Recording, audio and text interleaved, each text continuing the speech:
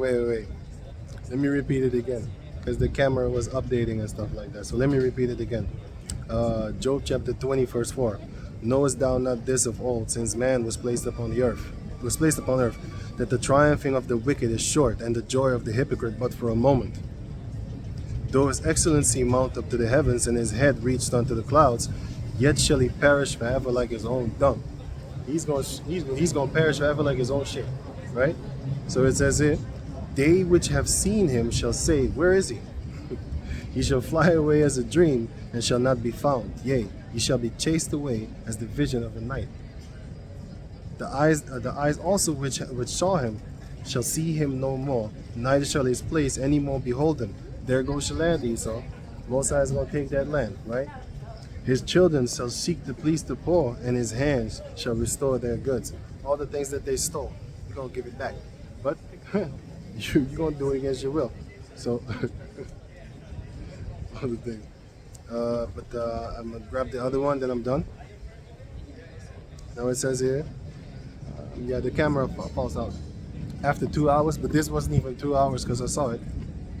It wasn't even 2 hours. I think it was like an hour and 55 minutes or something like that. Now this is the book of Numbers. I'm gonna end it at this. This is the book of Numbers chapter 24, verse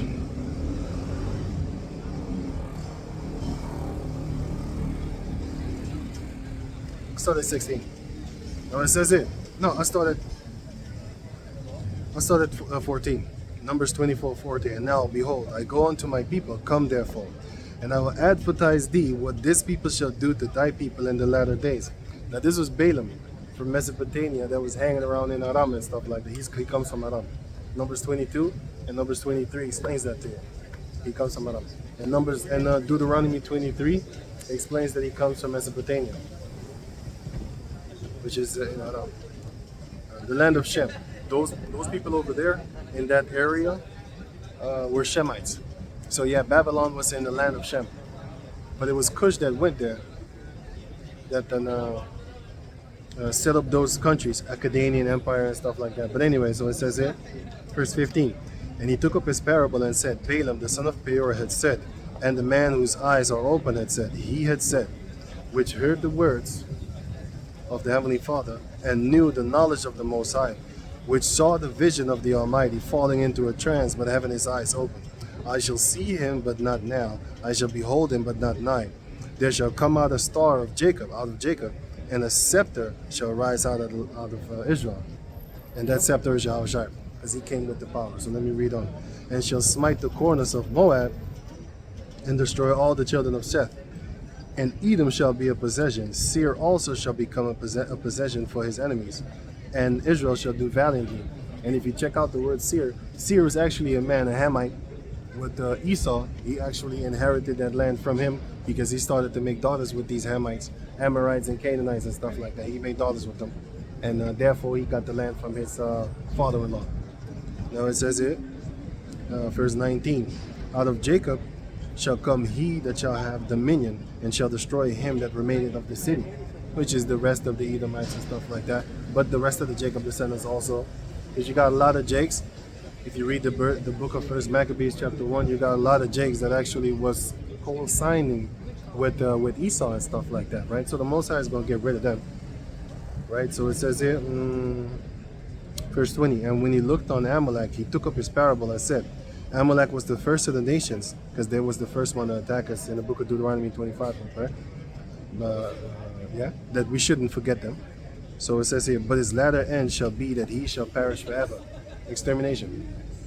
You know? 21. And he looked on the Kenites and took up a parable. You're not on camera. A lot of these people think I'm fucking filming them. The guy that came here thought the same thing too. They really think I'm filming them. Yeah, but anyway, the camera's on me. Anyway, so it says here. Now this is the book of Numbers 24 and 21. And he looked on the Kenites and took up his parable and said, strong is thy dwelling place. What was their dwelling place? Their dwelling place was actually in the midst of Jacob, because they was in the midst of the 12 tribes, us, the so-called Negros, Latinos, and Indianos. So they was in our midst. So when Balaam told them, like, strong is thy dwelling place, because they was basically in the midst of Jacob, and they was being protected, because everybody that came up against them, you coming up against us. Same thing with the Gibeonites. You coming up against the Gibeonites, you coming up against us. You can read the book of Joshua for that. So it says here, strong is thy dwelling place, and thou puttest thy nest in a rock. That's what the Kenites did. And that rock was basically the stability of Jacob. And eventually Yahawah, because the Kenites are the Rechabites. And the Rechabites, the Most High blessed them with the mindset and the mindset that they will have, which is never there will always be a man of the family of the Rechabites, which are the Kenites, which are Midianites. There will always be one, at least a minimum of one. I know there's more, but at least a minimum of one. Let me read it. It says here, Jeremiah chapter 35. Because I might quote it wrong, but I'm going to read it, and then it says exactly what it says. Jeremiah 35 and 19. Therefore, thus saith Yahawah, the Lord of hosts, the power of Israel. Yeah, Jonadab, the son of Rechab, which are the Rechabites, shall not want a man to stand before me forever. So that means that at least one man of the Rechabites is going to believe in Yahawah B'Shem Yahawah, because they got that blessing, right? They got that blessing from the Lord, right? Ishmael got his blessing from the Lord too. Esau got his blessing from the Lord too. So, ain't nothing about that. You know? All the nations got their blessings.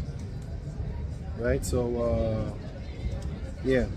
Numbers chapter 24, verse 22. Nevertheless, the Kenites shall be wasted until Ashur shall carry thee away captive. And he took up his parable and said, Alas, who shall live when Yahawah doeth this? And the ships shall come from the coast of Shittim, and shall afflict Ashur. Sorry, I was drinking that water. And shall afflict Ashur, and shall afflict Eber, and he shall also perish forever.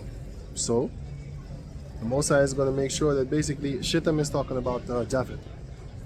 And Ashur is, of course, Assyria. And Eber is, of course, Eber. Because you have all the other children of Eber.